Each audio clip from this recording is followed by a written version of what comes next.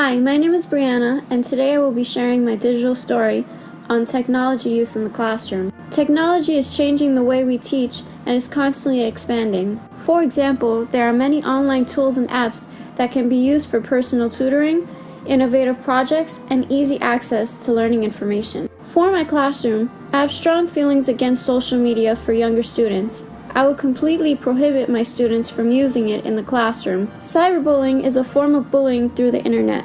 Nearly 43% of kids have been bullied online, and 70% of students see bullying online but do not try to stop it or report it. Another personal attitude of mine is using the internet for research. I think the internet is a great way to research topics. It is full of information, useful or not.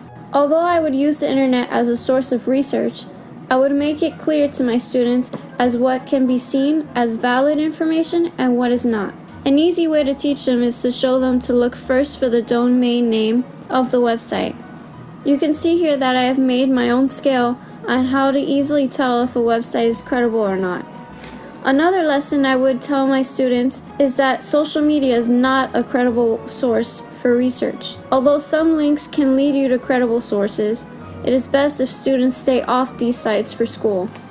Another thing I would use in the classroom would be learning games and computer projects instead of written homework. This would help kids develop creativity skills and avoid plagiarism. Learning websites such as ABCia and FunBrain contain learning games that will help students remember material and make learning more enjoyable. My goals contain making creative projects with applications such as iMovie, GarageBand, and Photoshop. iMovie can be used for group projects. It makes recording fairly easy and lets students create amazing movie projects. Another great project application I will be using is GarageBand. I would use GarageBand to help my auditory learners make auditorial study guides that would help students memorize material easier. Photoshop can help my visual learners memorize material.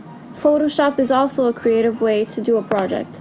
Another goal would be for me to use apps such as Kahoot to do in-class test reviews. Kahoot is an app where you can make personalized questions on specific topics and then connect students' smartphone or tablet so they can answer the questions via multiple choice. I would also use the points given to the students who answer the questions correctly to give extra credit points. Getting to the NETST standards, I will facilitate and inspire students' learning and creativity by supporting innovative thinking, meaning I will leave room for my students to question material and show creative different ways of doing things. I will design and develop digital age learning experiences and assessments by customizing and personalizing learning activities for my students, different styles, as I discuss studying techniques for my auditory and visual learners. I will model digital age work and learning by collaborating digital tools such as iMovie in students' projects and homework.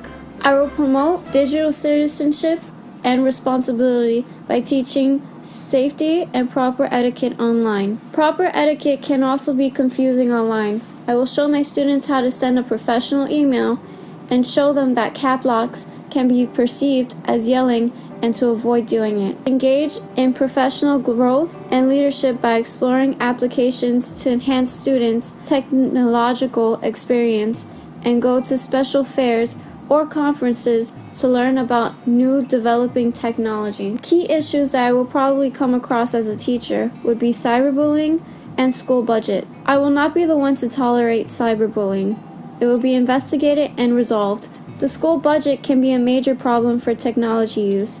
Too little computers in the school, no budget for tablets, and insufficient smart boards can cause a major problem when it comes to teaching students digital literacy. Trends such as smartphones and watches can be useful, but also a distraction. Although these technologies can be used for educational purposes, they can also cause students to misuse them and stray away from the lesson being taught. Lastly, I have a few options of apps that support how a teacher, like me, can develop and evaluate learning experience for students.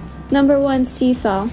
A problem teachers usually face is concerned parents. Seesaw is an app that lets parents see their child's working progress plus their best projects instead of getting one grade per semester.